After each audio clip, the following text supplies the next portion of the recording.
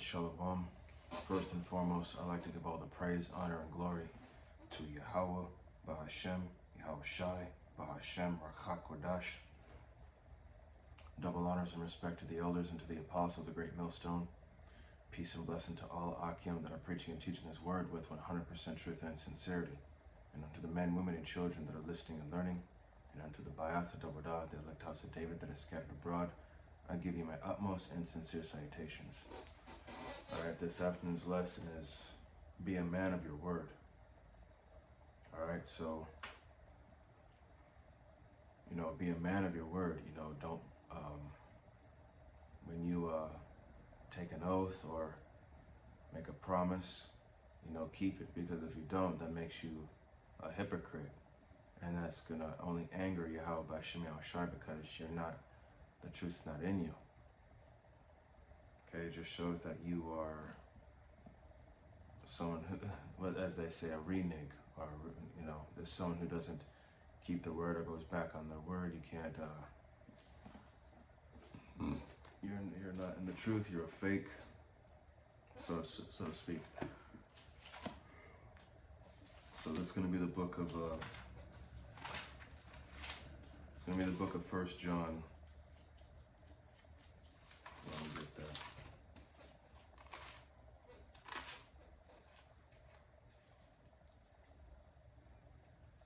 Give me the book of 1 John, chapter 2, verse 4.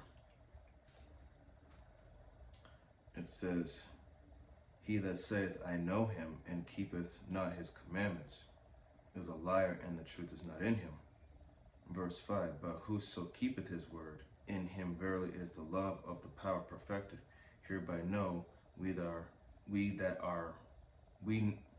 hereby know we that we are in him." Okay? So, if you don't keep the commandments, and you don't keep your word to Yahweh by Shem Shai, that you're going to follow him and obey him, if you don't do that, then you're a liar. And Yahweh by Shem Shai doesn't deal with liars or hypocrites. Now going back to verse 5, it says, "But whoso keepeth his word, in him verily is the love of the power perfected." So there you go. Meaning that the truth is in you after all. "And hereby know we that we are in him." Okay? In verse 6 it says, "He that saith he abideth in him, ought himself also so to walk, even as he walked." Okay? So if you're all about Yahweh by Shem Shai, you should walk as Yahweh Shai walked during his time, which was 2,000 years ago. How he conducted himself. Okay, you are to follow his example. Be a man of honor. And that's what we're all striving for, to the best of our ability, with no excuses. This is the book of Matthew, chapter 5, verse 37. And it says, "But let your communication be yea, yea, nay, nay. For whatsoever is more than these cometh of evil." So let your yea be yea and your nay be nay, meaning let your yes be yes and your no be no. Okay, don't, anything outside of that cometh evil. Okay? If you say no, stick by it. If you say yes, stick by it. Don't be one of those people that changes your mind at the last second when it's too late.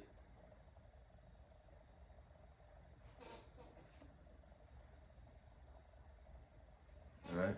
Now we're going to go to Deuteronomy.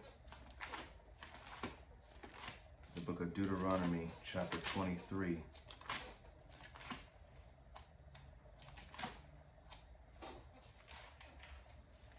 Deuteronomy 23, verse 23.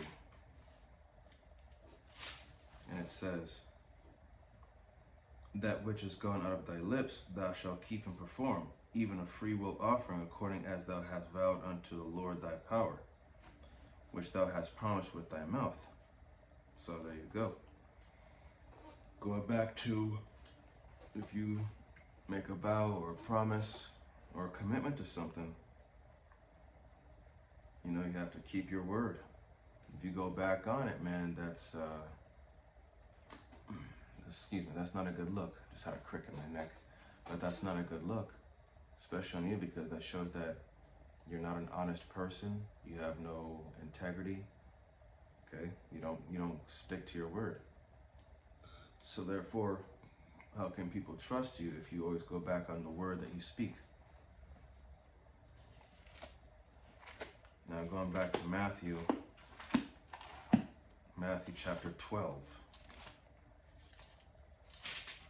Matthew 12 and 37. Sorry, verse 36. It says, "But I say unto you that every idle word that men shall speak, they shall give account for thereof in the day of judgment." So every idle word. So every idle word, meaning every word that you didn't hold to, keep your word on, every idle word shall be accounted for in the day of judgment. So you really have to watch your mouth, because you know, when you make vows, promises, or any sort of any type of word that you're supposed to keep and you don't keep it, man, it's gonna be major points against you. So, you know, being in this ministry, you gotta learn to stick by what you say. And if you're not gonna do it, then just keep your mouth shut. Don't say anything at all. Now, this is the same book of Matthew, chapter 15, verse 7. And it says, "Ye hypocrites, well did Isaiah prophesy of you, saying," and Isaiah is Isaiah. And it said, verse 8, "This people draweth nigh unto me with their mouth, and honoreth me with their lips, but their heart is far from me." So, in verse 9 it says, "But in vain they do worship me, teaching for doctrines the commandments of men." So, you know, hypocrites, man, they say that they're all about Yahweh B'Shem Yahushai, but yet they're going off by teaching a completely different thing, instead of teaching by the way Yahweh B'Shem Yahushai commands us to teach. Okay? Again, every idle word. Hypocrites, and you hypocrites, you know who you are. So every idle word that you have spoken, just know that it's going to come back to bite you in the ass. In verse 9 it says, "But in vain they do worship me, teaching for doctrines the commandments of men." So you're supposed to be representing Yahweh B'Shem Yahushai, but you're teaching the ways of man, when you're supposed to be teaching the ways of the Most High and His only begotten Son.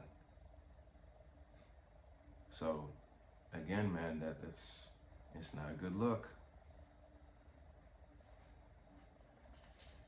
And it's only going to cause Yahweh B'Shem Yahushai to be angry with you. And lastly, I'm going to close out here with the book of Ecclesiastes. This is going to be Ecclesiastes chapter 5. Excuse me. Ecclesiastes chapter 5, verse 4. And it says, "When thou vowest a vow unto the power, defer not to pay it, for he hath no pleasure in fools. Pay that which thou hast vowed." So again, man, when you make a promise, keep it. Don't make a fool out of yourself, because Yahweh B'Shem Yahushai has no pleasure in fake people. People that don't step up to the plate and own up to their word or their actions. So pay that which thou hast vowed. So keep your word. Verse 5, "Better is it that thou shouldest not vow, than that thou shouldest vow and not pay." So again, it's better for you to keep your mouth shut and not say anything if you're not going to keep a promise or a vow. If you know you're not going to keep it, just don't say anything. Verse 6, "Suffer not thy mouth to cause thy sin to flesh." So in other words, keep your mouth shut. "Neither say thou before the angel that it was an error." So you know, if you make a promise and you go through it, don't say that it was a mistake, or you change your mind, or no, I didn't mean for this. Then why did you bother saying anything in the first place? Wherefore should the Most High be angry at thy voice and destroy the work of thine hands? So if you try to change your mind last minute when you make that final decision or whatever, that vow, that promise, that's just gonna, you know, Yahweh B'Shem Yahushai could destroy everything that you've achieved. Because, you know, he's the one that bringeth up high and bringeth down low. He could put you to shame just for being a hypocrite. So, and you know, this is not just to y'all, but I'm speaking to myself first and foremost. When, you know, when you make a decision or a promise or a vow or whatever it may be, you stick to it. And if you're gonna do something, you know, make sure you think it thoroughly through before you make any decisions, vows, or promises, or anything like that. And if not, then don't even bother. Just be quiet about it. Okay? In verse 7, and it says, for in the multitude of dreams and many words there are also diverse vanities, but fear the power. Okay? So in the multitude of dreams and many words. Okay? Words that don't mean nothing. It's just vain talk, but there's no action to back it up. There's also diverse vanities. Yes, a multitude of bullshit. And that's why it says to fear the Most High. Because by fearing the Most High, that'll keep you in check to make sure that you keep your promise or your word or make the right decision, stick with it. And have no regrets or do a last minute change. So, again, this is entitled, Be a Man of Your Word.